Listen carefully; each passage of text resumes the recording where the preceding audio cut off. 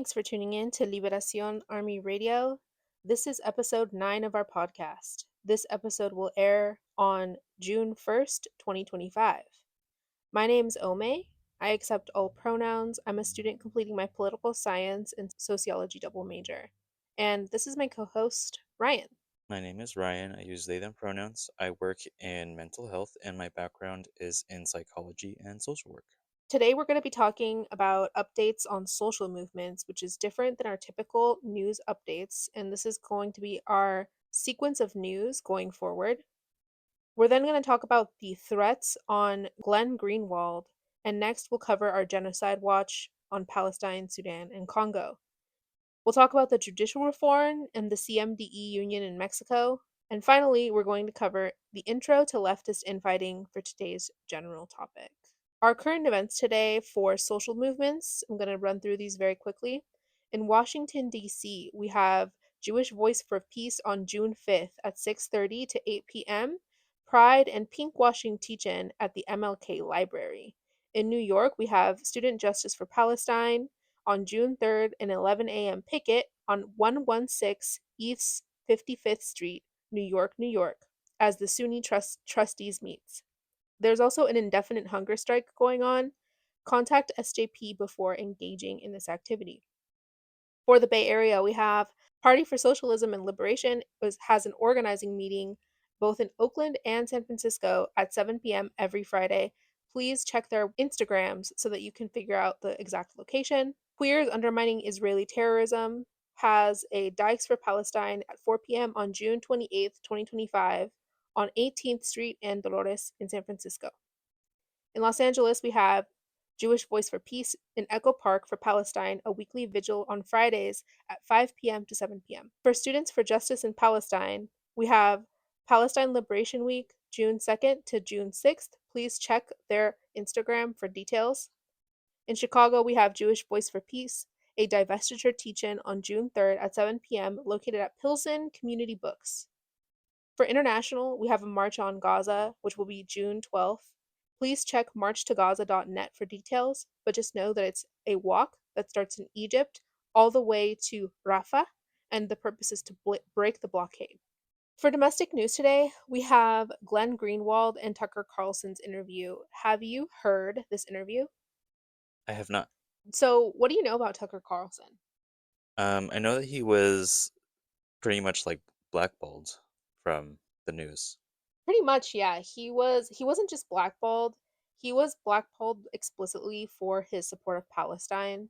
The reason this is unusual is because Tucker Carlson is an establishment Republican commentator, hmm and his style of commentary is very much like an alt-right pipeline typically. hmm But after his experience being ousted by mainstream media, he started his own show, his own like podcast essentially. On it, he has a lot of different varying types of sort of political figures. Sometimes it's journalists, sometimes it's other anchors. It's just a variety of different political figures, whether they are politicians themselves or people who talk about politics. But the reason this is interesting is because he had Glenn Greenwald, who is a Jewish journalist. He has, at various points in time, voiced support for Palestine. He initially started off not so much as pro Palestine. His career actually kicked off because of his coverage of the stories in Brazil, particularly where corruption was concerned for Lula da Silva, who is the president of Brazil currently, hmm and the corruption campaigns had around him and his liberal sort of political agenda. His ability to expose it really put him on the map. Tucker Carlson just recently had him on his podcast, which is like weird for Tucker Carlson because Glenn Greenwald, he's kind of like more liberal, I would say. He's definitely way more on the left wing of American politics than Tucker Carlson is.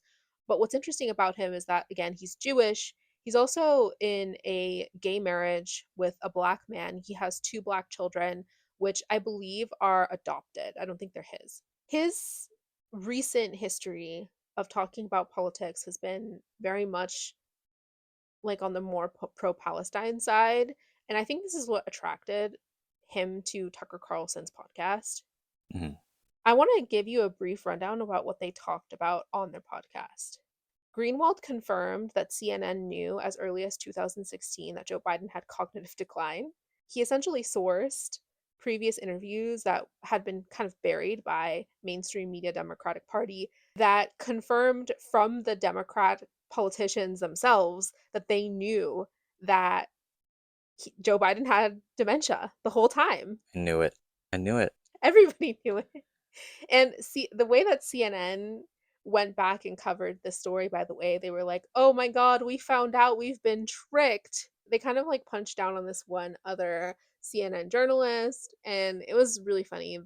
I really recommend this interview. I typically don't recommend mainstream media interviews or political sort of commentary because I find a lot of mainstream media political commentary to be like just really drab and like very propaganda-y and like not really very helpful. But I honestly think this was like very different from Tucker Carlson's usual flavor of activity. I think it's worth a watch, and I'll get into why in a minute. They also covered Julian Assange, how Israel affects corporate media, and who Julian Assange believes is behind the leaks of the emails and the intelligence that was going on with Hillary Clinton and all this other stuff, Mm. which is very interesting. Like all these topics, by the way, that they cover are really, really like deep state weird stuff, like things that people have been like conspiring about in the background. They're like they have like whole conspiracy theories about this, and a lot of it's confirmed now by Glenn Greenwald. The next one is that he talks about how mainstream media and politics in general don't like Trump. And in fact, like most of the Republican Party doesn't like Trump because he's like a real threat to American capitalism. Because Trump doesn't like NATO. He has defunded US aid, which, by the way, if you're a leftist and you're listening to this, you should know that US aid is horrible for intervention, particularly bad on Mexico. And if you don't believe me, go ahead and find out what Claudia Scheinbaum said about US aid. She literally said, well, good riddance to US aid in Mexico because it's used often as a way to intervene in Mexico. So just putting that on your radar. Greenwald also essentially confirms that Epstein was tied to Mossad. Mm. Essentially, that Epstein's whole like kitty porn weird relationship pedophilia situation was facilitated by Israel. He also covered the JFK assassination. I won't say more about that because I have my own Yeah. conspiracies. Was this podcast like 3 days long? It's 2 hours long. Yeah. It's They really went over a long. lot of stuff. Yeah. He talks about Washington and how like Washington is basically moving to conspire against Trump and why he doesn't think that Trump will be able to like he's essentially alluding to the fact that Trump has said that he knows that he can't do a third term, but one of the reasons that he can is because even Republicans don't want to have Trump there for much longer because he's he's been already like destroying essentially what is American liberal capitalism. So Hmm. anyway, he also talked a little bit about Russia, all of the connections there that like American mainstream media is making for Trump to Russia, and apparently like how a lot of that is fabricated, which honestly I kind of fell into this trap too because I sort of see this sense of like familiarity and collusion between what feels like Vladimir Putin and Trump to me. I do think that there is some ties there, but I think it's more economic than anything. I think it's more overt than people are making it. And then there's also the Congressman Randy Fine wants to nuke Gaza. So he covered that a little bit. Why death and war in the US is like the center of American politics and why mainstream media is like the machine behind perpetuating war in like everywhere, but especially in the Middle East. He finally talked about like free speech and like what makes Americans happy for real, like what actually makes Americans happy. The end result of this is that Glenn Greenwald had a tape released. Ooh, so mysteriously. Everybody is pointing at Israel, and it's a BNWO sex tape. If you don't know what BNWO is it's a Black New World Order. Basically, it's a black supremacist sex tape. Glenn Greenwald's statement after it got released and it got like disseminated by who we think is Israel potentially. He was Less basically less released and more like leaked. yes. Yeah, It was somebody leaked it yeah, somebody leaked it. Well, after this podcast was released. Yes, like almost immediately after, actually. Mm. It was like same day. I think it was either same day or like the literal following day. I think the podcast itself came out like 2 days ago, and the sex tape either leaked yesterday or the night before. Mhm. Yeah, we all know it was about this podcast, and we all know that it was like he really talked about Israel a lot and like exposed Israel a lot on this podcast. But what's interesting about it is that Glenn was in a black gay marriage. And I don't know if I mentioned that earlier, but his husband passed away from like an infection unrelated. But anyway, Mhm. like he's a white Jewish man who's married to a black. His statement was essentially like, I'm not ashamed about like you can probably look at our relationship and infer what we did behind closed doors. Like the most uncomfortable part of this for me is that these moments are private and that I didn't want them to be shared with other people, obviously, because that's exactly why they're private. But I have nothing to be ashamed about. Like everybody knows that I'm gay. Like surprise. Happy Pride to Glenn Greenwald and Glenn Greenwald only this month. I think he's handling it pretty well. I don't think he's surprised at all. I feel like this is probably not the first time that he's spoken out, too. Well, he hasn't, and I think that like when you go on Tucker Carlson because he's kind of like blacklisted from mainstream media. I think like you kind of know that if you go on somebody who's like shunned by mainstream media, that there's a possibility that that will like transfer to you to some degree. Mhm. And I think he knew like what he was planning on talking about. Like Mhm. he's a journalist. Like I feel like journalists and people who are like in the press a lot, like they know what they're going to be asked to talk about and like they know what stories are juicy. So if they're willing to like talk about things that are kind of risky to their career, I think they can expect some level of backlash and so they know like what and they especially if you cover Israel all the time and you talk about like the things that Israel does and you know like what kind of things Israel is up to, then it's probably not surprising at all. I think he knew. I think he knew what he was doing. I think he knew the risks. But it's fascinating. It's Yeah, fascinating. I think he was prepared. I think Yeah. he was ready. And good for him for talking about Palestine. And good for Tucker Carlson for like not sticking to the whole like anti-Semitic sort of conservative trope and like having a Jewish person who's pro-Palestine on his podcast because I think it's like moving him left a little bit to be like shunned by mainstream media. Tucker Carlson has a whole arc. Like after all of that happened, I think he's being radicalized, like you said. Yeah, I do think that I mean, this is like kind of like what happens usually in the inverse for conservatives. Hmm. You know, like when conservatives get canceled by leftists, they get put into like more conservative spaces, so they get further radicalized to the right. But I think that the opposite kind of happened to Tucker, where he was ousted by conservatives and people who are like pro Israel. And so, like, he's being exposed more to leftism. Because one of the things that he said that I like that really caught my attention in his podcast was that Trump, because Trump questioned the legitimacy of NATO altogether, that he said, I've never before in my life thought to question NATO. He was like, NATO's NATO. Like, how could I have ever thought to question NATO? And for the first time in his life, he's like finding himself wondering, well, what is the purpose of NATO? The Cold War hasn't been happening for a long time. Was it, by the way, that's like the purpose of NATO is to like fight like the Cold War and like, Hmm. but anyway, the point being that like the Soviet Union doesn't exist anymore. So why is NATO still around? And so like Tucker Carlson's basically like questioning everything because partly because of Trump being incredibly irresponsible with his words, but also partly because this is like the first time that maybe he's questioned the reason why Americans are funding all these like foreign sort of things. Anyway, and Democrats also during this interview, Greenwald covered how like Democrats tried to say that like we are that the United States is like in bed with Qatar. Mm. And Tucker Carlson was like, this didn't land for me because like let me know like the next time that there's student protests that are being suppressed for Qatar. Like That one feels kind of random. well, it was a part of the podcast and it made sense in context, but yeah. Mm. I thought it was interesting because this is all stuff that he's like being exposed to for the first time, like to question Israel, to question the establishment of NATO, to question US aid, and like all this stuff. And so, Hmm. yeah. Anyway, that's the podcast. It's 2 hours and 8 minutes long. Lots of ads in between, by the way, which are really eerie because they'll be like talking about like some deep state stuff that Julian Assange exposed, and then they'll be like, and by the way, one of our favorite whatever sponsors, and I'm like, oh, this is so weird. They gotta eat too. Yeah, Tucker Carlson's probably a little brokey broke right now too, Yeah. but good for him. I good for him.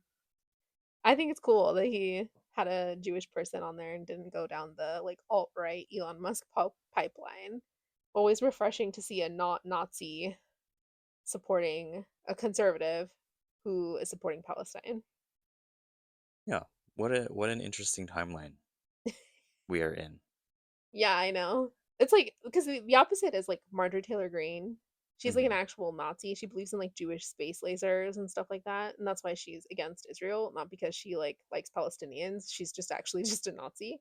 And so it's always Hmm. like it's a relief to see somebody who doesn't believe in Jewish space lasers who's having like a Jew come and like talk about Palestine, and he's gay too. Like I think like yeah, I think we're in I think Tucker Carlson's taking some interesting turns. I'm gonna have to ask you about that later. All right.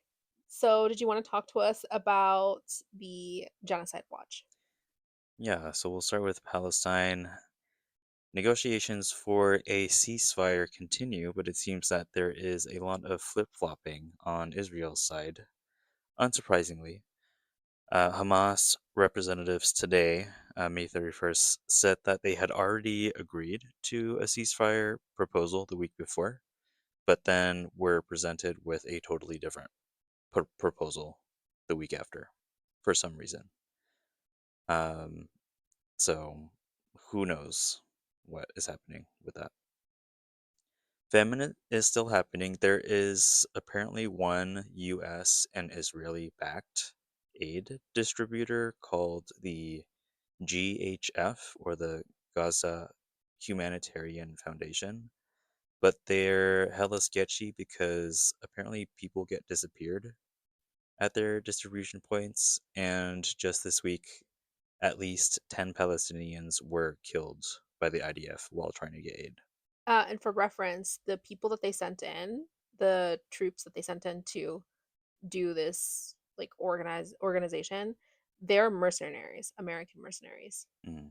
Yeah, that's the only aid that they are allowing in. In Sudan, the RSF, the Rapid Support Forces, have been targeting hospitals, most recently using drone attacks, due to the cholera outbreak that is happening. The health service system in Sudan is almost near total collapse. I think about 90% of hospitals in key war zones are no longer operational. They are getting aid from groups like Doctors Without Borders, but not enough to bridge the gap. In Congo, I know last week we reported on the ex president's immunity lifting.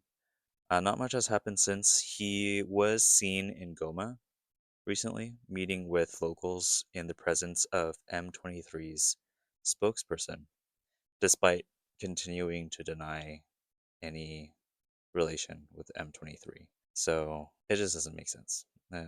What he's saying, what he's doing is just not matching up. But I anticipate that there will be some sort of prosecution, because why else would they lift his immunity? And that is the update for this week. Just a reminder, one of the reasons that we're releasing this podcast early is because the judicial reform elections are tomorrow. Well, technically today, if you're hearing this on the 1st. And there is a story that is kind of like evolving or has evolved, and it's a voter suppression story, which is why we're covering it on the podcast and why we're releasing this early. It's about the union in Mexico. It's called CMDE, also known as CEMDE. There are teachers in this union, and it's called Confederation of Mexican Workers, which is CMDE in Spanish, which we call CEMDE. But basically, This union, they're protesting because they want, okay, this is going to be hard to follow, so I'm going to try to give it to you as easy as I can. This union, they want for teachers to get better pay, better base pay salary. And because they want better pay, they've been protesting in Ciudad de Mexico for a while. As they've been protesting, things have sort of started to develop, and they were able to get a seat at the table talking with Presidenta Claudia Sheinbaum. So they were able to like get her at the table, and she was willing to negotiate with them to bring the salary, the base pay for teachers and professors at a variety of different educational institutions, including contractors, also like some contractors that are part of this union, a better base pay. So they were already in dialogue. Well, suddenly the PRIAN, which is of course the term that we like to use for the right wing coalition, which includes the PRI, the PAN, the PRD, and sometimes the Partido Verde, because sometimes they collude with the right wing political party Movimiento Ciudadano, which also colludes with the right wing political party. Sometimes Green Party likes to work with Morena or the other left wing political parties like Partido Trabajador, which is PT. Suddenly, the right wing coalitions, especially the far right, have been asking for people to boycott the judicial reform, meaning to like not go out and vote today. When they started doing this, they were saying that the reason that Claudia Sheinbaum wants people to go out and vote for these new justices is because she wants to install them herself, which doesn't make any sense because actually the previous justice reform that happened in the 90s, I think it was in 97, the president literally just installed his own justices. They also allege that this is a backslide of democracy in Mexico. And this is actually a reference to American political science. So the reason that they say, okay, this is kind of why this segment is, this Mexico news segment is sectioned out so long, is because this is hard to explain. But in American political science, democracy has checks and balances for capitalists as well as for the general public. Does that make sense? Mm-hmm. So it's like supposed to be balanced for both. So it's supposed to be balanced for the poor but also for the rich. That's why it's liberal, that's why it's conservative or capitalist system of government. Mm-hmm. It's like politically speaking, you legally have like some balances that are for rich people and against rich people, and that's like the point, is like keep balance. Mm-hmm. Whereas like in communist social and economic political structures and systems of government, it's all stilted towards the poor. That's the point. Okay. In American political science, when everything is stilted towards the poor, that's viewed as authoritarian because it doesn't allow for capitalists to have a political opinion. And that's why whenever you hear like, oh, this country is a backsliding democracy, it can mean one of two things. It can be actually a backsliding democracy, meaning like, for example, Hungary is actually backsliding because they are turning into like a true authoritarian dictatorship, a fascist regime. Or it can mean that countries are making socialist or highly democratic moves, but they don't support the interests of capitalists. So it could go in either direction. It could be a leftist backslide, quote unquote, or a right wing backslide, quote unquote. That's how American political science views it. Does that make sense? Yeah, it does. That's what the PRI and the PAN are talking about. They're saying that the judicial reform is backsliding Mexican democracy because they're essentially disenfranchising capitalists. I see. I see. So if you're with, So they're saying that they're capitalists. well, they are. They're Yeah. conservatives. they're conservatives like in the American sense Mm-hmm. too. So like they are true and blue. Like they're capitalists. They believe in capitalist stilted like political structures. So because they believe that, they believe the judicial reform is taking away power from capitalists, because it is. Because Mm-hmm. it's creating direct democracy rather than representative democracy, which is what we have in the US. And we barely have that. Mostly we have an oligarchy. Mm. Because our electoral college is for pay. You can buy it with super PACs and all this other stuff. So the CMDE, they've been protesting. All of the sudden, within the last couple days, they like aggressed a few journalists, which by the way is like a big no-no. If you're part of any social movement, generally you want to be very careful about hurting journalists because you don't want your social movement to look bad. Mhm. Like if you're an activist, like, this is like activism 101. If you've done activism, you don't harm journalists. You like hopefully like sometimes you don't talk to them because especially American mainstream media is not very good for you, but this is not the case in the global south. Like they don't have mainstream media like that. They have their own like independent journalists and stuff. And especially you have like a lot of left wing and guerrilla journalists who are covering these events. And because we have those types of journalists, like you don't want to agree them. You want them to like cover your story benevolently. And so yeah, anyway, they attacked a few journalists. They were already like it's important to notice that they were already talking with Claudia Scheinbaum about raising the salary. And they attacked these journalists, they were protesting, and they were protesting so that Claudia Scheinbaum would come to the table and talk to them. I feel like they're making an issue where they're just looking for problems. And then they followed it up by saying that the CMDE is calling on everybody to boycott the elections tomorrow because it's backsliding democracy. So these are supposed left wing union organizers who are calling for people to not vote. This is like literal voter suppression. They're saying that Mexico is a backsliding democracy and they want to bring Claudia Sheinbaum to the table, even though Claudia Sheinbaum was already at the table and negotiating with them. Who do you think is likely to like fall for this? Well, I mean, when I hear the words union as a leftist, it's clear to me that they're trying to capture leftists. Mm, So when I hear the words union, I'm like, okay, workers' rights. But in this case, the union is being weaponized to, I think, to be honest with you, I think that the union organizers got bought out by Purian. mm, So I think they know that there's a lot of like left wing pull with unions because Mexicans in particular, we really respect our unions. mm, We just do. In fact, you'll find that like a lot of Mexicans, as soon as they come to the US, the first thing that they do is, even as undocumented migrants, they'll get unionized. And it's because it offers better protections for them as undocumented migrants than not having a union altogether. So the fact is that when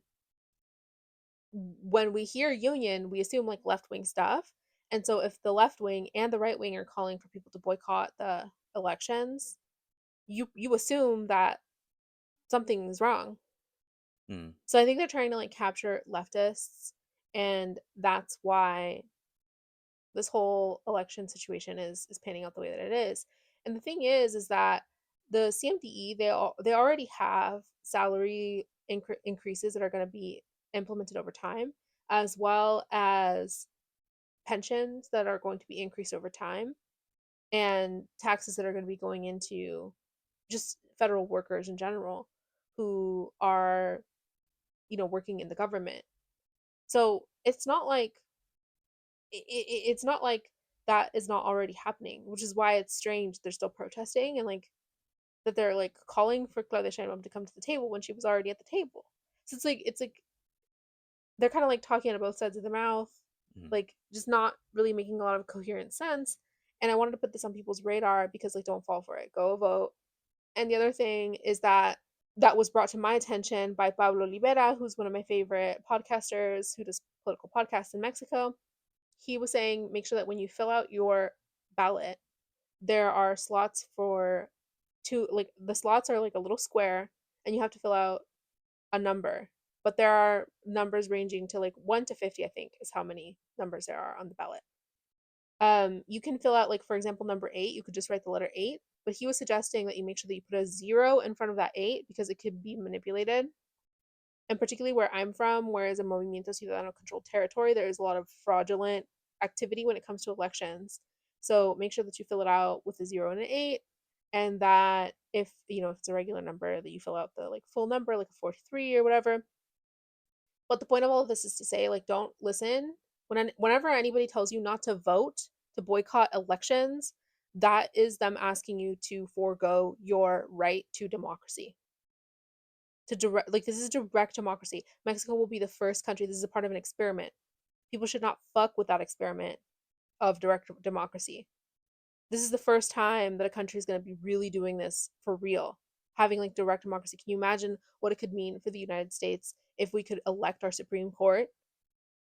Like, it has very serious political significance. And if Claudia Sheinbaum or if any politician wanted to taint the Supreme Court, all they would have to do is institutionalize a reform so that they could be the ones who put in the justices the way that they do in the United States, where the president gets to elect who's on the Supreme Court. So if you hear that you shouldn't vote and that people should vote boycott elections, no, don't ever boycott elections. You if you don't believe in voting because you don't believe in electoral politics, especially in the United States, like that's another problem altogether. Okay, fine.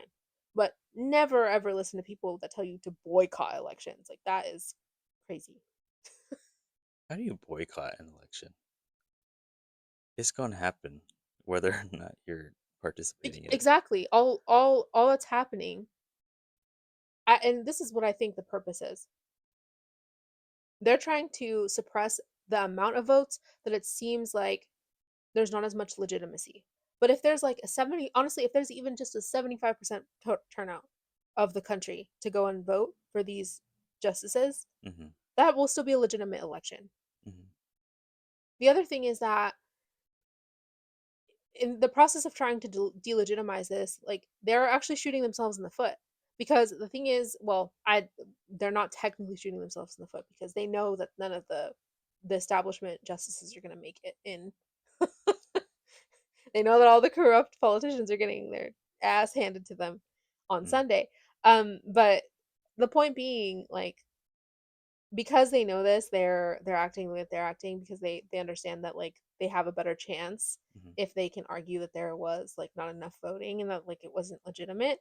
But this is like the final throes of authoritarianism, of American authoritarianism intervention. This is Yeah. it. This is the last ones. Like almost all of the cases of cartel corruption, the reason that they don't get like obliterated is almost wholly because of justices who won't try these corrupted officials, politicians, what have you, people even. They'll let them go. And this is why we can't ever get real justice in Mexico is because of these justices. Like, and it starts with elections. Like, I think people need to vote for justices that they think are not in bed with the cartel, that are not in bed with the United States, that are not in bed with the PRIAN. Like I long for the day that the PRIAN doesn't exist anymore. Are these positions particularly like lucrative? They used to be. Mm. The a part of the reform is to lower their salaries. Remember, I think I mentioned this on a previous podcast, but they used to get paid more than the president would. Yeah, there's a lot of incentive to be in these positions, economic and power.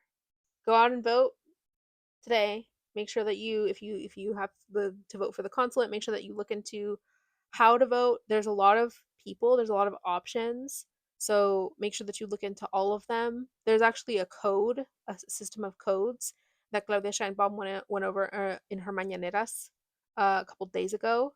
So if you want to go and look at that, that's on her TikTok, and it's just like literally a brief sort of overview of how to determine whether or not these were old justices or new ones. At the very least, you should vote out all of the old justices. None of them should stay. None of them should stay. They all have been there for too long. Yeah, it's time. It's time. And they're getting term limits too. So all of that is good. Good stuff. Mm. I think that's the news. Yeah. Now we're going to move on to our general topic. Today, our general topic is kind of a funny one. It's Intro to Leftist Infighting. And this was a topic that was kind of connected to a suggestion by one of my favorite commentators on TikTok. His name is Perro Güero. Thanks for commenting this topic. I wanted to ask you, what do you think communism is? I think it's political and economic and social system where nobody is ultra wealthy and nobody is ultra poor. That's a pretty good starting definition, but I will tell you what pop culture says that communism is. The most pop culture common definition of communism that's given most often by right wing political commentators as well as liberal political commentators is that it's a classless, stateless, and moneyless society. Leftism, as we've defined in our even our last podcast, is and has nothing to do with liberalism. So I want to start there. Leftism begins at reluctant Democrat. And this is because reluctant Democrats are people that understand that capitalism can't be reformed, but they maybe feel like at the cost of their own safety, they are coerced into voting for Democrats and for liberals.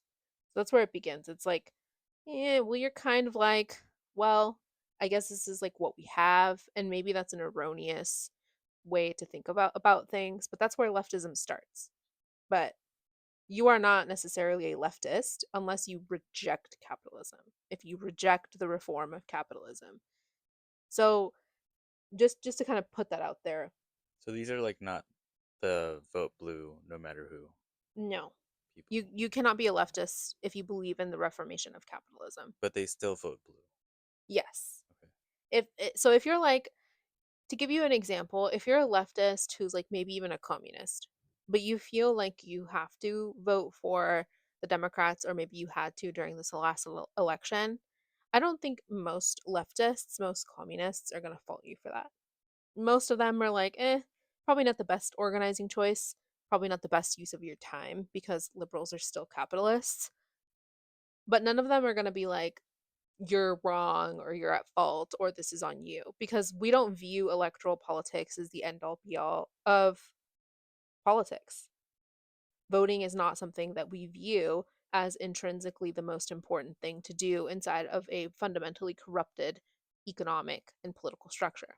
So it requires first the complete and total overhaul and delegitimation of capitalism in order for our politics to like actually matter and our elections to actually matter. Because right now we're an oligarchy. We have actually always been an oligarchy. That's what capitalism is.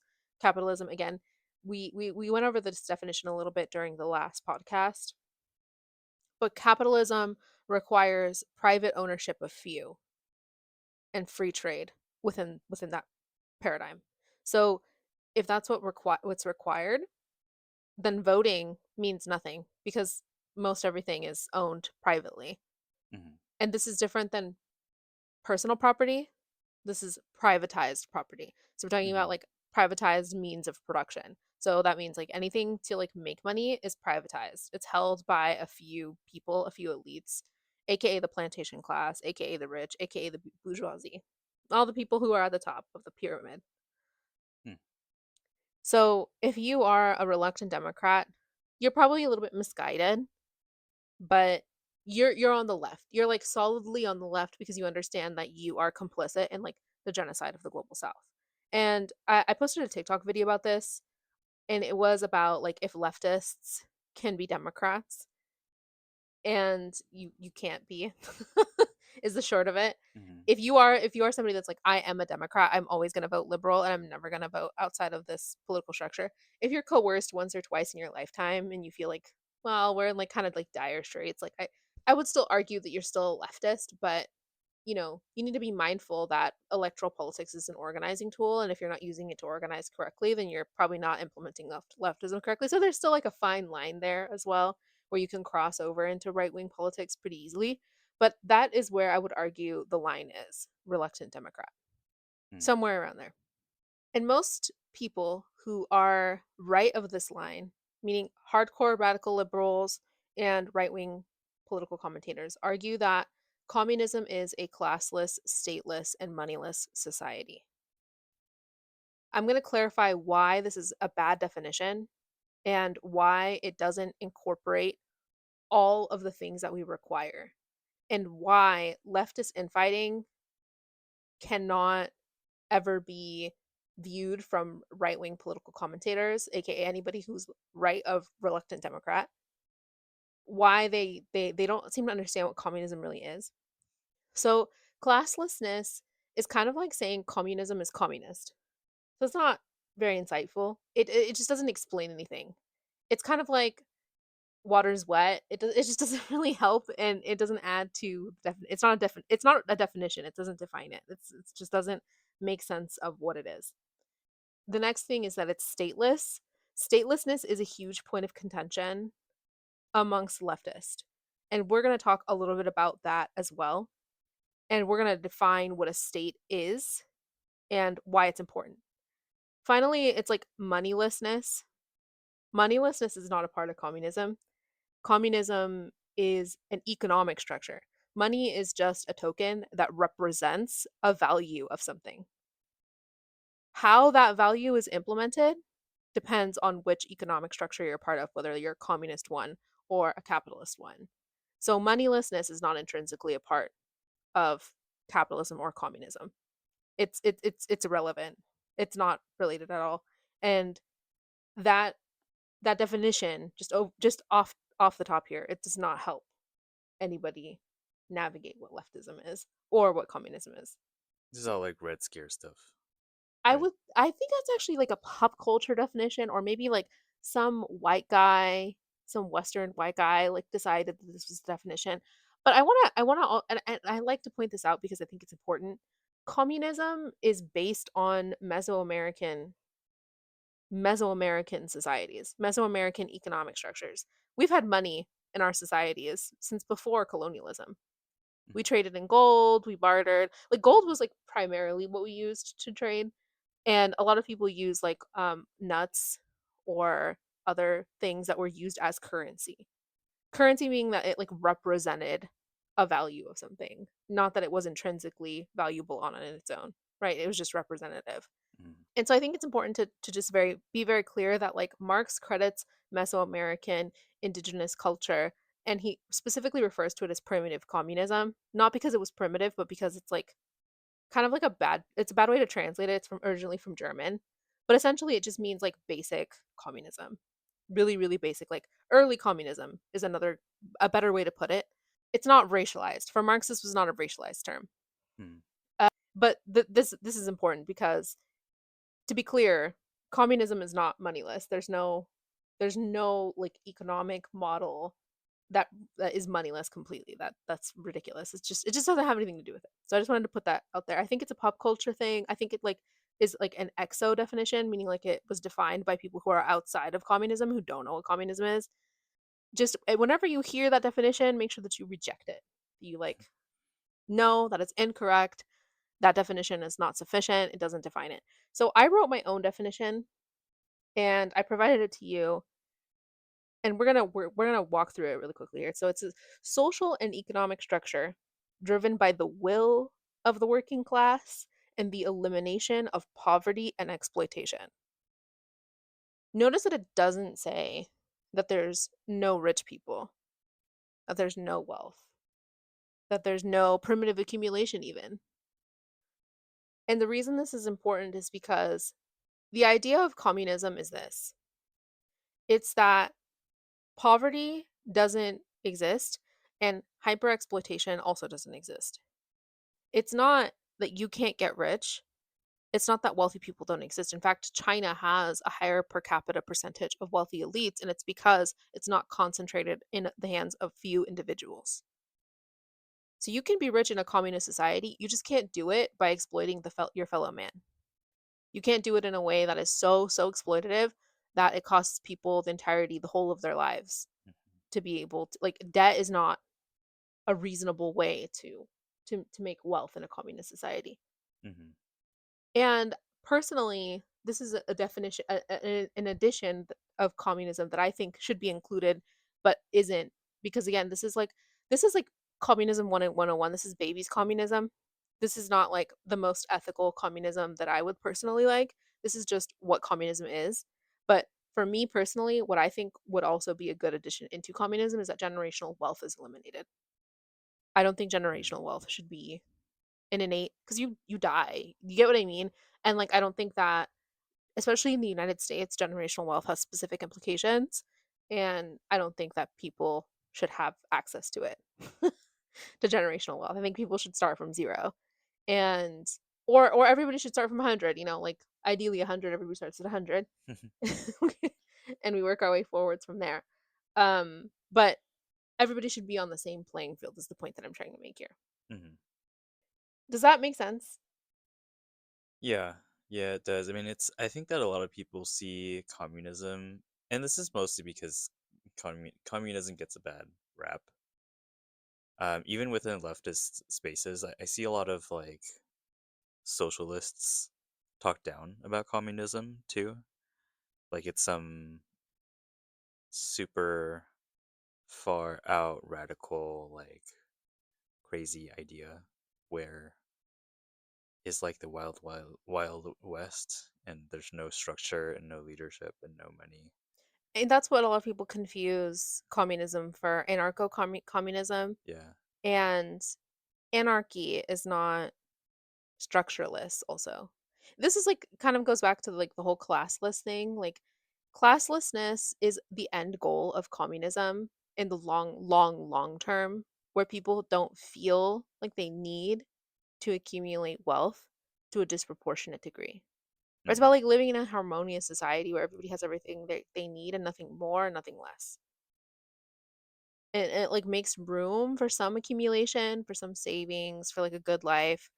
But the point is that like you have a society that's like the question really is like what is the point of humanity?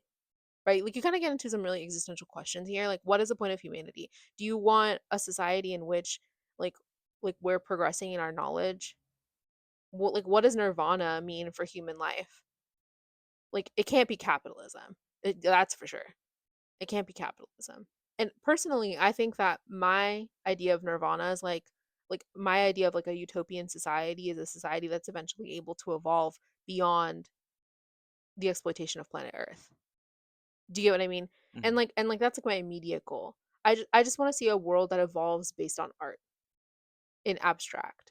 So like I just and I'm not really sure what the like ultimate utopia is, but I do know that we're gonna have to work through a communist phase in order to be able to like get to a utopian phase.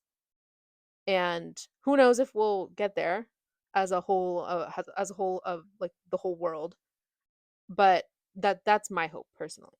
And again, Hmm. you start getting into some really existential questions about like what a perfect society might look like and all this other stuff. But the point is that there's a lot of contention between leftists, like actual leftists, everybody who's left of reluctant Democrat, about what that might look like and what it might mean. There's actual real leftist infighting. But I can tell you that leftists don't fight about electoral politics, at least not Hmm. about voting for Republicans or Democrats. Nobody gets getting criminalized or punished for voting on the left. They shouldn't be. They shouldn't be. No, they shouldn't be. I mean, I think the fact is that I have a lot of compassion for human beings, and like ultimately the reason that I'm a leftist is because I believe in a better world and I believe in a more empathetic society. I believe that we deserve as as is like a basic human need compassion for one another. And so like I understand that a lot of the things that people are doing is because they feel scarce about their world, and that makes a lot of sense to me. Mm. That's what communism is. And communism is an ideology it goes a lot more into depth than this, and I highly recommend reading some basics by Marx to really understand what we're talking about here. And even reading it is not going to be enough. It really requires like chewing on it and like talking to other people about like concepts like primitive accumulation, labor power, the means of production, and like all of these like sort of complicated concepts, because once you get familiarized with them you can kind of wield them intellectually, and like you're able to like sort of apply them to a variety of different other concepts that are maybe more complicated, but you really need like that foundation knowledge to get into like what Marxism really is. But the reason it's called Marxism is because Marx coined the term and he popularized the ideology in the West. Mm. As a result, Marxist communism was actually adopted by China and the USSR. So Russia, in early Russia, Mm. post-industrial revolution Russia. Specifically the Soviet Union, just to be clear. Because of Marx and this popularization, several schools of thought came after Marx. So Marx was basically like, just to kind of give you some like very brief context here, Marx was like watching the Industrial Revolution happen, and he was like seeing people get put, like specifically kids get put into like workhouses and stuff, and like the police like being heavily disciplinary against like children and just like women. And he was like, bro, what the fuck? Right. And that's when he wrote the Communist Manifesto. He was like, and I've read you some excerpts of it, and Hmm. like we've gone over it a little bit here at home, but like he's dramatic about it. And the reason Hmm. he's dramatic is because he's like, he was really really, you could tell he was traumatized, honestly.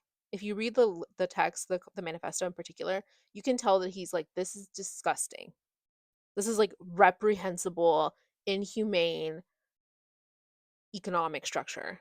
Disgusting. He like refers to it as like a like he essentially refers to it as like the most dystopian economic structure that there could be. But he also paints it as like a necessary step between socialism. So he's like, Hmm. eventually this is going to give way, like the contradictions, the material contradictions between this economic structure and the lives of the working class are going to become so horrible that people are going to rise up and they're going to have a revolution, because it's reprehensible. It's so bad that people are not going to be able to handle it for very long. And that's when he like refers to it as like late stage capitalism.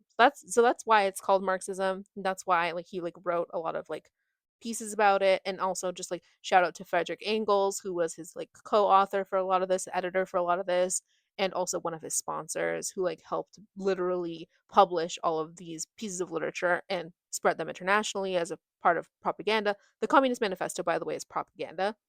It's just communist propaganda in the Hmm. neutral sense. That's what Marxism is, and that's what communism is. And out of that were born a lot of scholars. So, leftism, in principle, by the way, is an academic theory, meaning that it's up for debate. Leftist infighting looks like academic and intellectual debate. It looks like backing up what you're saying with sources and texts and societal tests that have been done with specific communist structures. So, like, for example, some communist societies that we can point to for their outcomes are like Cuba, the USSR, and China, namely. Hmm.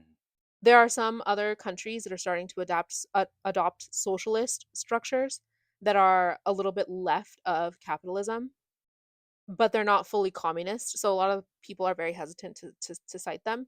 But essentially, what they adapt are like socialist policies, meaning like policies that quite literally socialize, meaning that they distribute all of the wealth from that particular resource to the back to the society. Yeah, I mean, it sounds like with Marx, and I remember you mentioning this too in a previous conversation that he he really saw that it was necessary for a society to suffer before getting to this place where they saw the need for change. Yeah, he refers to it as contradictions. And so this is like a concept called dialectical materialism. And basically it's a fancy word for like, if you look at historically and presently how your material reality, meaning like all the resources that you have, are not or are being met, you basically can see, or rather you can clearly realize that it's not your fault, the material reality that you're in, and also that somebody is at fault. Hmm. Somebody's at fault here. And then you begin to point to a few people who are in power and a wider system of problems. Like, how are they capacitated?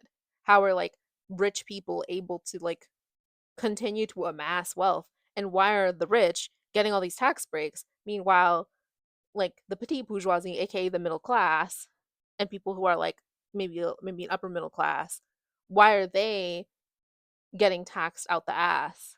Whereas like the very wealthy, the tip top of the pyramid, why aren't they getting taxed the same way? So like these are questions that you start to ask yourself, and this is a result of like dialectical materialism, because you're like, this is contradictory, this doesn't make sense. Or like For example, you can point to the fact that like Medicare is being defunded Mm. and insurance is like extreme, like you have to pay a premium to be able to afford insurance. And then you look Yeah. over at China and they have free healthcare. Or you look at Mexico and they have socialized healthcare. Canada, they have socialized healthcare. They're paying $6 for inhalers, we're paying 300. And those are contradictions, right? Why can one country have one price and why do we have one price? And Marx is like those contradictions are going to become so clear and so constant that at some point the people are going to be like fuck this and they're going to rise up and they're going to revolt.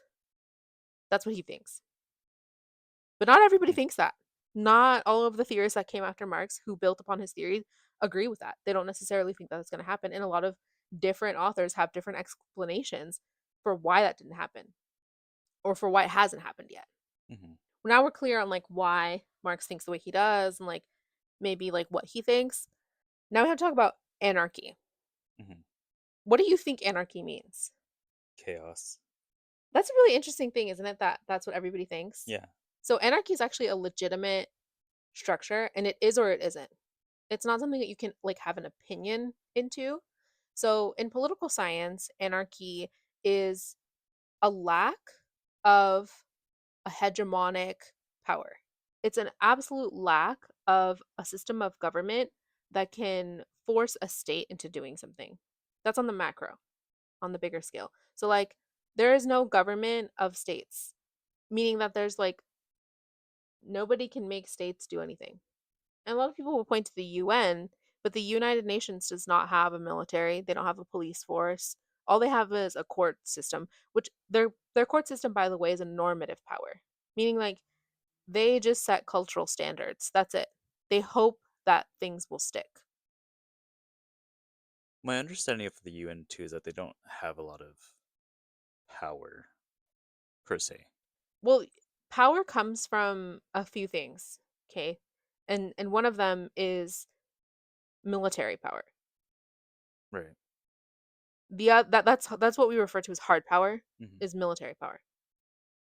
The other thing that people can have when or that entities can have when they have power are resources. Mm. Okay, so like if in a capitalist international economic structure, which is where we are now, internationally we are capitalists.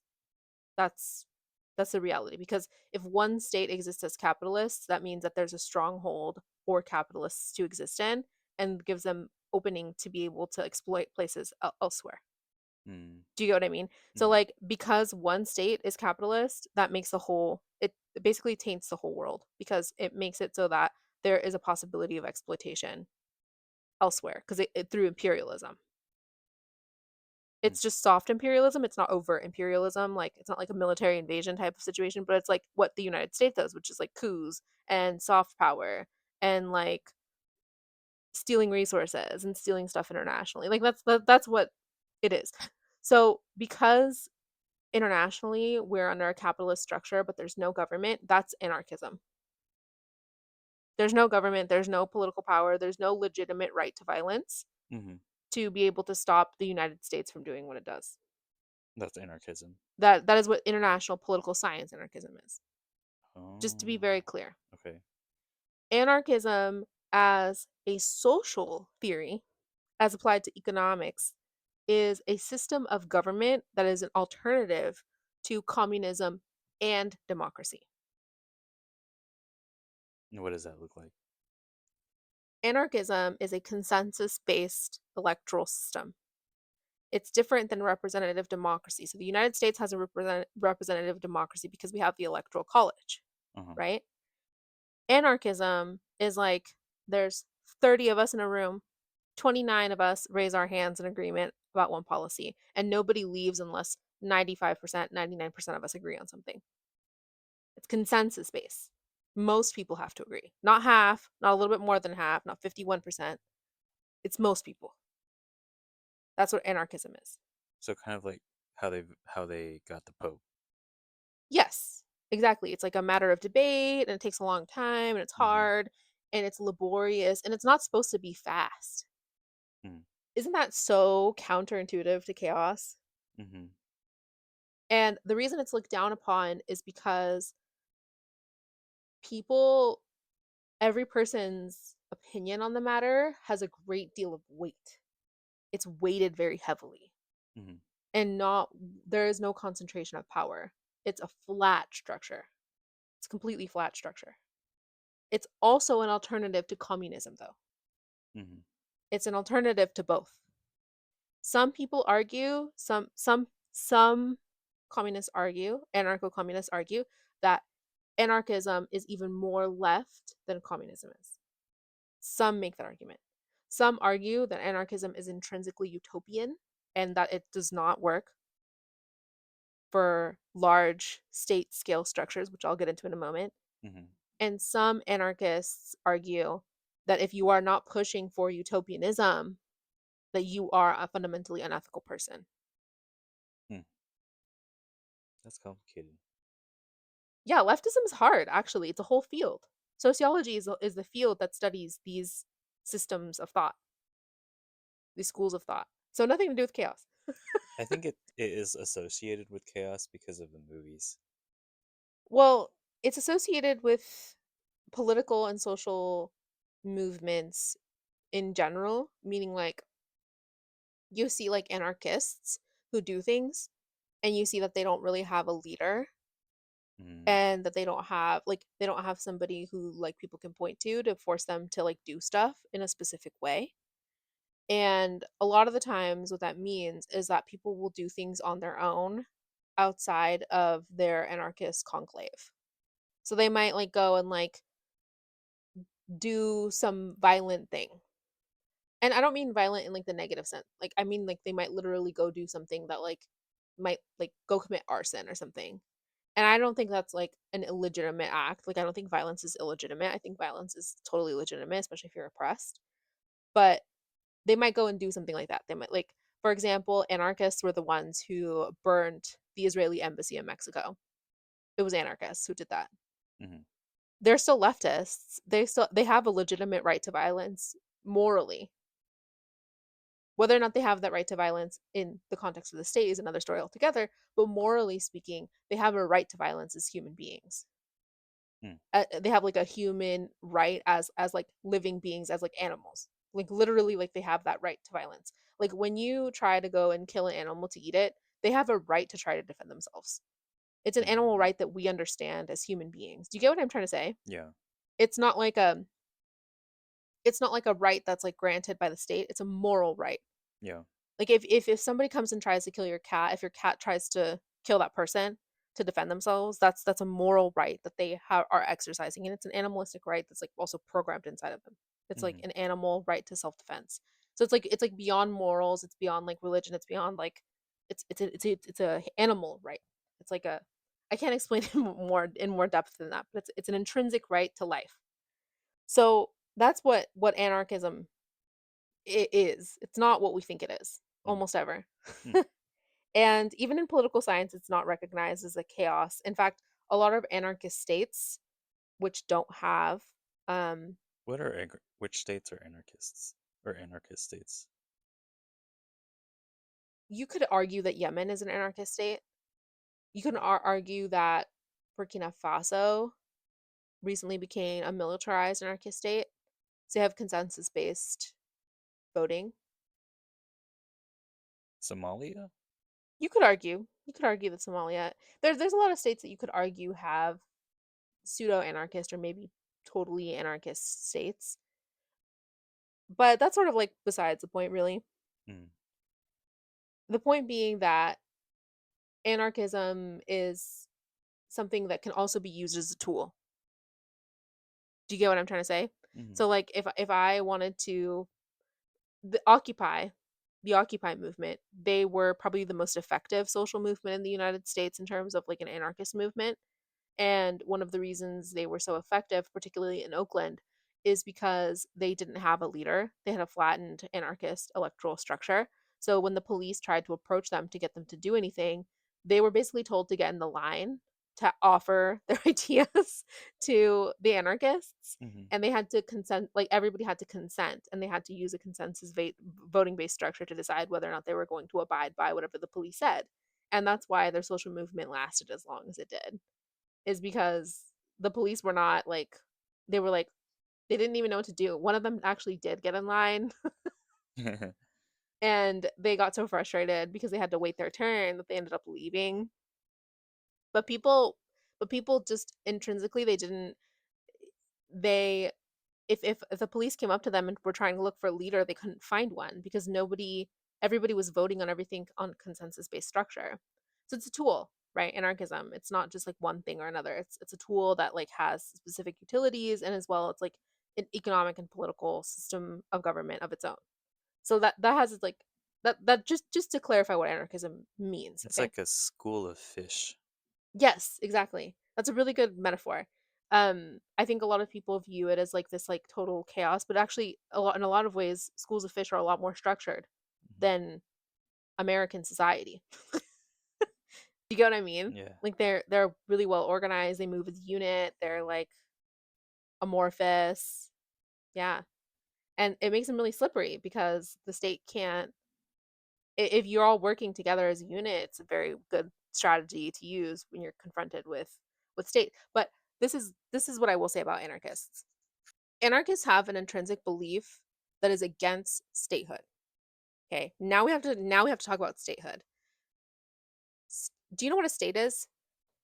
Something that is defined, I want to say like geographically, but it's probably something defined that allows you to use violence to defend against external threats. Yes, you've got half of the definition, and I think it's probably because you live with me that Yeah, you've picked up I cheated. on the that you picked up on the definition of a state. So, states, as defined by sociology and political science, ironically, strangely, both squarely within my fields, are recognized as the legitimate right by a system of government to enforce boundaries set geographically, internally, and externally. So it's a legitimate right to violence over boundaries. And who has that right to violence? Is it you and me? No, So who? to the government, The government has the right to assign who has the legitimate right to violence, but who does the violence? the military. The military. Who else? Internally and externally.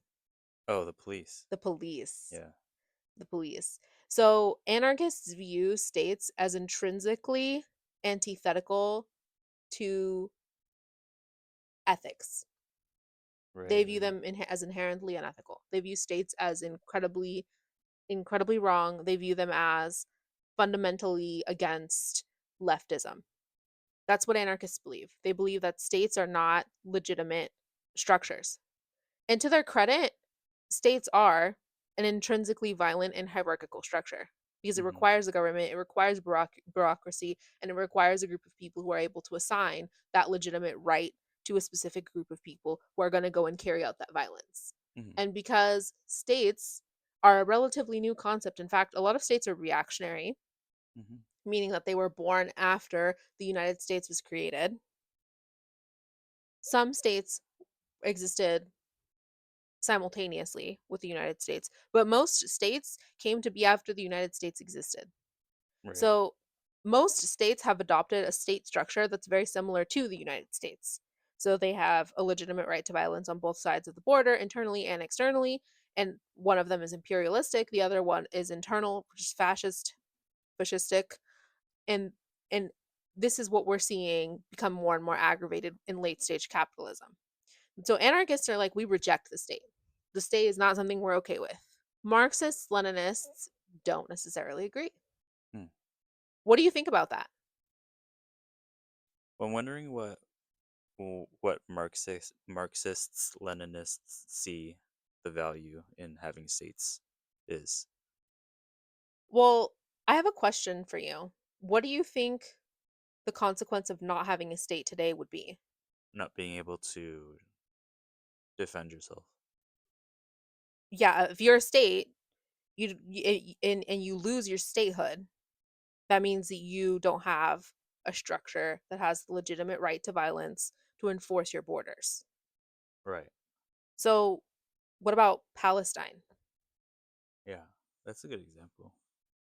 What about Palestine? Or if you wanted to bring it more specifically, what about Canada? Canada's statehood's being threatened right now by Donald Trump. Is it really? Yeah. Donald Trump keeps saying that he wants to make them the 51st state. Hmm. So what do you think that means? What does that mean? Not having a state. It means that you don't have a right to legitimate violence. You don't have a right to defend your border because it doesn't exist. Right. And then what does that mean for the people? Do you get where I'm going with this? Yeah, yeah, yeah. It has really serious implications. Okay. So a lot of leftists, we view anarchists as people who are a little bit utopian in their own way because they don't recognize that we are not in a social and economic and political structure internationally that allows for the lack of statehood because of the implications that it has for genocide, for ethnic cleansing, for essentially the delegitimization of land of the indigenous populations that are in respective states who have resources that the United States has its eye on. Do you get what I mean? So Mm, it's like it's a very like in principle, I agree that like states are not good morally or ethically, but at the same time, I recognize what not having a state can and does do to states that potentially are more marginalized. mm, I wanted to work through that a little bit because I think it's important to understand what states are and what the implications are for when people identify as anarcho communists or when they believe that states are the primary evil and they're not thinking critically about which states. Because I think that's the other question is like which states? Because some states need recognition. The Palestinian state needs recognition in order for them to be able to reclaim their legitimate right to violence as a people. Whether or not they can establish a communist economic structure after the fact is another matter altogether. But the fact is, even Marx recognized that we had to work through, as a society, different social and economic structures to be able to get to where we are. In Palestine, Syria, the Middle East in general, these are very old societies that the United States came and interfered in. mm, And their statehood was not a border based legitimate right to violence type of state. It was a lot more loose. These states did not exist until the United States existed. So a lot of the questions that we have as leftists for communists or for anarchists is that what happens to states that are at risk of being abused by superpower states, global superpower states, right? So like these are questions that we have to ask ourselves when we're talking about like statelessness and the importance of statelessness. This is why like classless, stateless, moneyless society is like not a very useful definition. And like we're really mm, starting to get into the meat of that right now. mm, Really quickly here, I'm going to talk about Trotskyism because I think it's important to talk about it versus Stalinism. So Trotsky was a friend, maybe an acquaintance of Lenin's, and he was a revolutionary from the Soviet Union, as was Stalin. And this is kind of like an honorary mention to him because he did have a lot of like good principles in terms of like what he wanted for the world. But one of his theories, which is rejected generally by leftists, is Trotskyism, and it is the theory of permanent revolution. And the reason a lot of people reject it is because, and I'm going to walk through this with you too. What do you think permanent revolution means? Is it what it sounds like? Yeah, Just like always fighting, always revolting. yeah, essentially. And Trotsky was basically like, in order to have an ethical society, the working class always has to revolt and they always have to continue revolutionizing. Revolutionizing in the traditional sense, meaning like they have to transition one social and economic structure more and more far to the left. And he thought that this had to happen internationally too, that we had like a responsibility, a moral responsibility to bring communism to other countries. And this is what most leftists kind of disagree with because it's an inherently imperial idea. Meaning, like, it's kind of like how America likes to bring quote unquote democracy to other states, but this is just like bringing communism to other states by force. Like, Mm. what happens to like indigenous states that like don't necessarily adhere to a USSR style of communism? Or what about China? They have their own version of communism, right? Mm-hmm. So that's what permanent revolution is, and that's why a lot of people reject Trotskyism. And shout out to the people at Collective Podcast, because they really enlightened me about permanent revolution, because at first I didn't really understand, but now I get it. I'm like, okay, I see why it's problematic. Mm. And then there was also Stalinism. So Stalin, he's a controversial figure amongst leftists. Some people like him, some people don't. But basically, the thing that sets him apart from standard Marxism is that he believed in the disciplinarianism of dissent.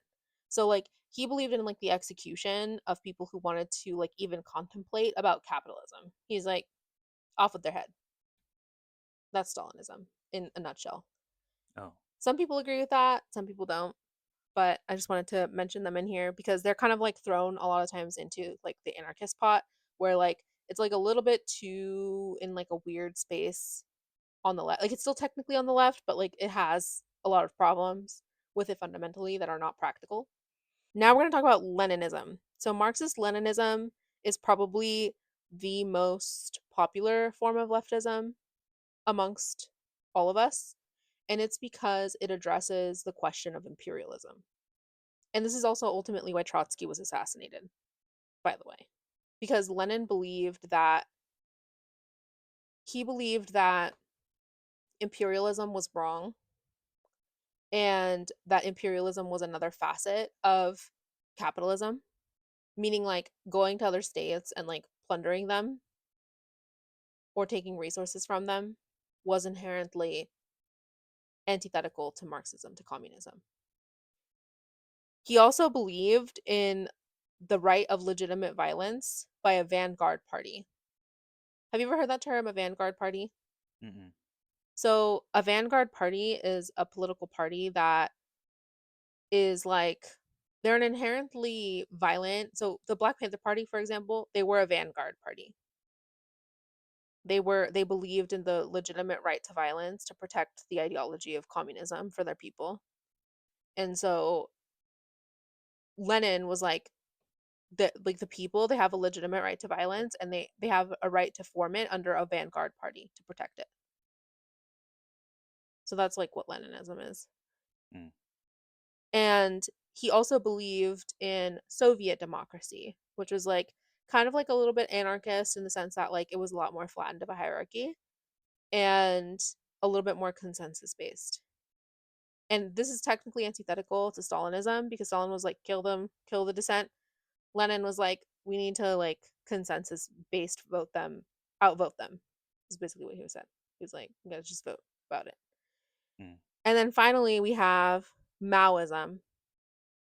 Mao being Chairman Mao, who was the leader, the military leader of China during the Chinese Communist Revolution. And he believed in something called the dictatorship of the proletariat, aka authoritarianism of the many. So, like, he believed that the poor and the working class had to use violence by any means necessary to install communism. He was like, they have absolute power politically, socially, and economically, and they have to decide what's best for them as a whole society. And they have the right to install that by any means necessary. They have a human right to do that. That's what Maoism is. He also believed in like communism tailored for a specific state. So he believed that like states weren't necessarily bad, but he believed that instead we should look at the culture that exists within the boundaries of those states, and that we should move accordingly for how we implement communism. So he's like communism is not going to look the same everywhere in the world. Communism in China is not going to be the same as communism in Russia, as communism in Cuba, because everybody has different culture and different needs. And so because they have those different needs and cultures, we have to like move accordingly. Some final mentions here. Du Bois was we talked a little bit about him, but he W.B. Du Bois, he was the first Harvard black graduate there ever was, and he essentially wrote a lot about race and racism and capitalism in this context, and he was the one who sort of established that enslavement was required for capitalism, American capitalism, to exist. Antonio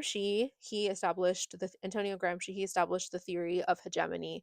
And he argues that the reason that Americans in particular haven't had a revolution, haven't had a socialist revolution, is because of this concept of hegemony, where the ruling class have shaped the culture and they've made it not appetizing to even think of revolting. And basically, they've maintained an ideological hold on the general public by making capitalism look really attractive to the poor. Even Khaldun, who is another sociology kind of like 101 type of actor, and he's an early philosopher. And he argues that society is actually inclined in decline over time. So he's basically like everything is dynastic. So it's gonna like evolve over time, and that's gonna have its ebbs and flows, and that things are gonna become more and more specialized. Then there's Bourdieu and Luxembourg, which I'm actually not going to talk about too much because I'm not really sure if they're Bourdieu, for one. He sort of he's a Gramscian theorist, so he like kind of built on this idea of hegemony, and he basically argues that like we're in a class war, and that we just have to like notice it, and that like we have to like start transitioning ourselves, meaning that like we're literally at war, but the way that we have wars isn't with like guns and like physical confrontation. Instead, that we have like money, we're having a money war with the rich. We're constantly trying to like outpace them. And he had a lot of ideas about that. And then Luxembourg, she basically was another Marxist, but she was like a feminist Marxist. She had some problematic ideas, some really good ones, but essentially she was like women should be included in this movement, and she had some really good ideas about that. Some things that are useful is the concept of reductionism. And reductionism, I think we've mentioned this in a podcast before, but essentially it's this idea where an idea gets reduced down to nothing. So, like, some people would argue that Fred Hampton was a class reductionist. So, he was basically willing to, like, overlook racism to be able to, like, move the interests of communism forward. And then some people would argue that MLK was a race reductionist, that he was willing to ignore issues of gender and class to be able to to move forward the agenda of civil rights, right? And then there's like Sylvia Plath, who people would argue is a gender reductionist because she was a racist and she didn't really give a fuck about poor people. um, so those are like some concepts that I think are really useful. But anyway, these are the things that people infight about. Interesting. There's so many things to fight about. Yeah, none of them are things that you think would be things that people fight about on the left. Yeah. I don't think any of it was stuff that I anticipated that I would be potentially fighting about. I think most of it I thought that I would be mostly like I honestly thought it was mostly going to be liberal stuff. What's interesting is I feel like a lot of this is like, here's what I want human liberation to look like. It's really all that. That's what a lot of the arguments come down to, which is fine. Yeah, I mean, I think that the most useful thing to take away from all of this is that in my opinion, this is my position. I'm a little bit Maoist. I'm a lot more Leninist, and I really like Bourdieu and I like Gramsci's theories, and I especially like Ibn Khaldun. But I do especially agree with Mao when it comes to the concept of creating communism for specific culture and specific people, because I've talked a little bit about this on the podcast before, but Mexican communism is starting to take shape, right? And the Mexican government is refusing to even call it communism. They're calling it Mexican humanism. And the reason is that Mexico has historically faced some of the most brutal oppression from the Red Scare. So they're because their tactical adaptation, their strategy when it comes to handling that is to call it something else, which is a very Maoist thing to do. It's Maoist in principle. It's to basically say like communism is not going to look the same in Mexico than it is going to look in China. And maybe Mexican people are too traumatized by the Red Scare, by the Tlatelolco massacre, by the Ayotzinapa 43, by the repression on students and student movements in Mexico by the United States that they have to call it something else for fear of also the CIA continuing its intervention projects in Mexico. I think that makes sense. I think it's really practical. And I also don't believe in statelessness. I do not believe in statelessness. And that is a lot of the times something that makes a lot of zapatistas really surprised because zapatistas are intrinsically anarchists, meaning like they don't believe in statelessness or they don't believe in statehood. They think that the Mexican state is more important to overturn than to combat imperialism, which sometimes clouds their judgment, in my opinion. And that is like real leftist infighting. Crazy. I feel like so much of this is like you can really get you. Everybody's a little bit of everything, honestly. Oh yeah, I don't even necessarily like I wouldn't say I'm a Trotskyist, but I appreciate what Trotsky was trying to say because what he was saying when he was inventing this idea of permanent revolution, he was making a case for the global south. He was arguing that like actually because of imperialism, the global south is never going to see its day free because they're unless people actually physically go and implement an authoritarian state for the poor, like an authoritarianism of the poor class of state, they're never going to be able to get free. And he was deeply alarmed by the lived experience that he had in Mexico watching authoritarianism take hold by the US and Mexico. And that's why he came up with the theory of permanent revolution. I think it was like I totally empathize with why he came up with these principles.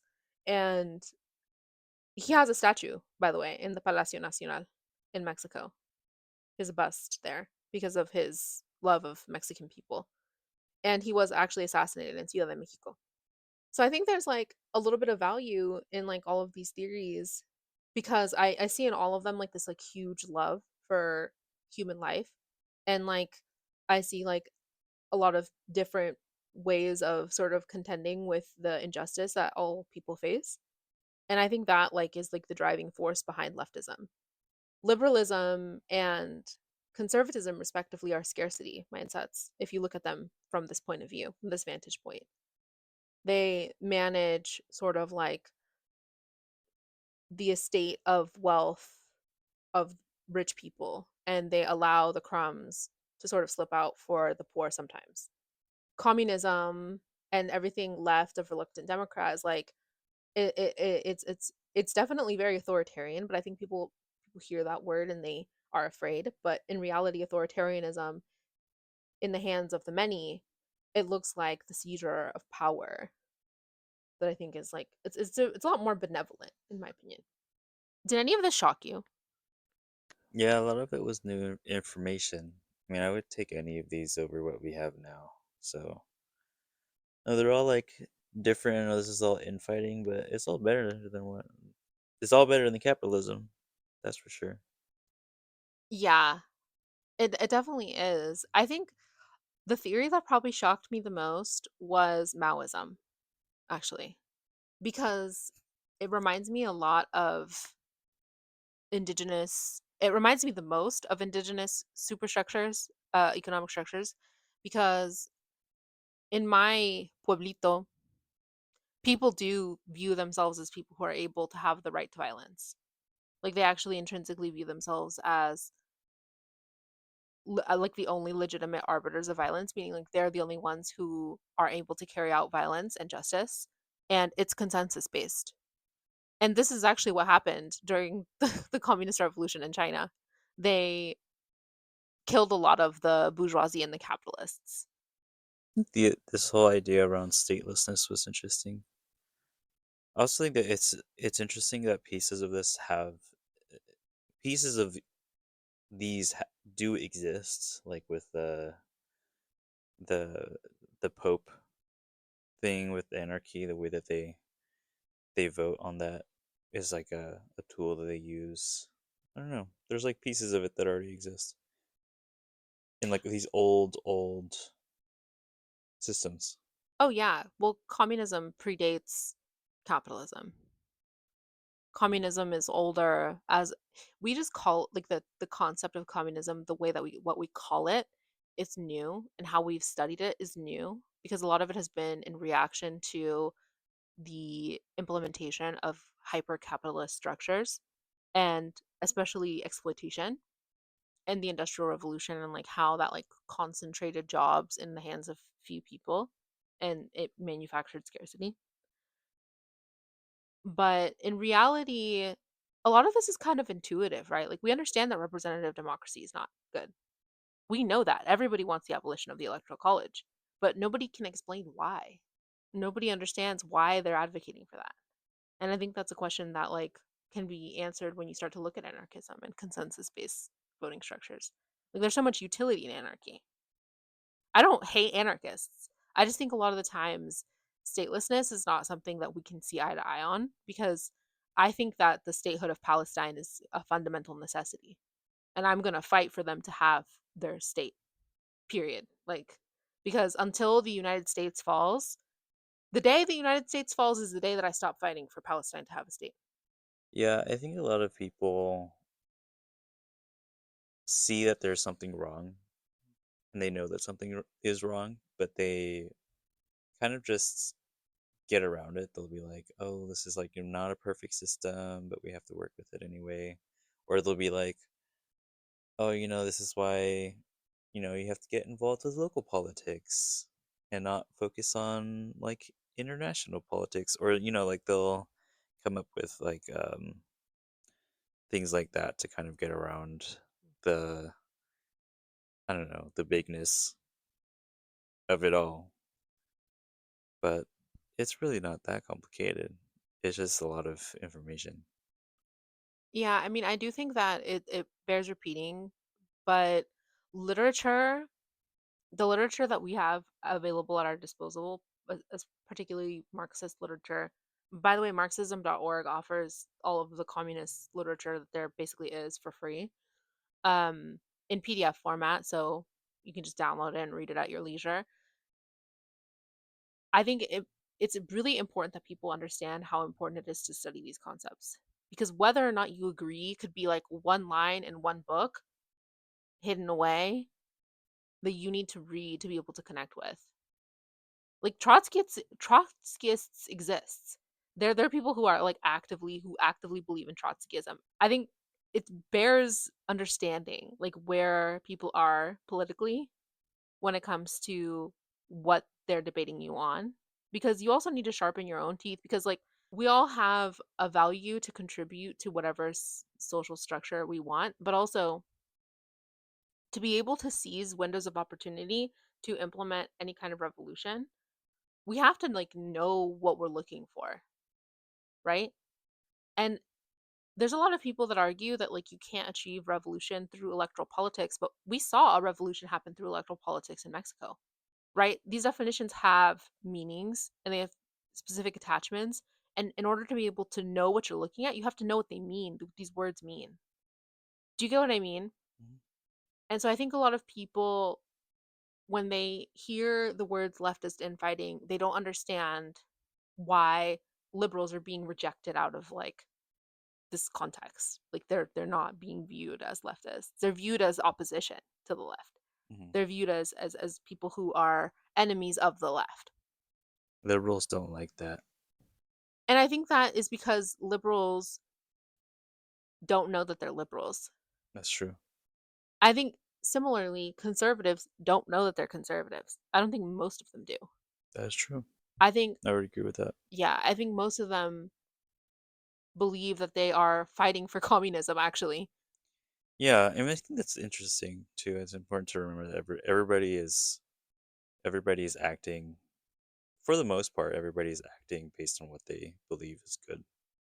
Yeah, I would say that with very few exceptions, most people are truly like I actually do believe, and this is, something that some of my comrades don't agree with, but I actually do think that most Americans even have the best interests at heart, but they are very, very well miseducated. Hmm. And on top of that, I think like I owe it to my people in Mexico to help radicalize people here, but also I need to make sure that education is accessible through me somehow. And I also need to like shame people who don't pursue education intentionally, who have access to it. Like people need to try. Like this is like one of those things too. Sociology is like not a hard degree to get. It's like probably one of the easier ones. Hmm. And on top of that, sociologists are prone to be communists and they're liable to help you. Like their ideology forces them to help you. And so I think it's worth like if you don't know, if you don't understand a concept, if you don't like if you're an American and you're hearing this, or if you're somebody from the West and you're hearing this, if you don't know a concept, it's important that you go and read about it. Even if it's just a few excerpts, even if it's just a little bit at a time, it's important that you read the basics because you you might hear what I'm saying, but I'm biased, right? I'm biased against Trotskyism. I'm biased against anarchist statelessness. I'm biased against a lot of things.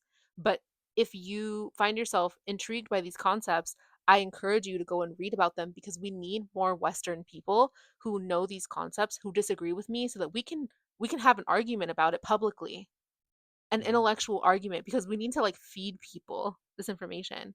We need people to like understand what they're arguing about.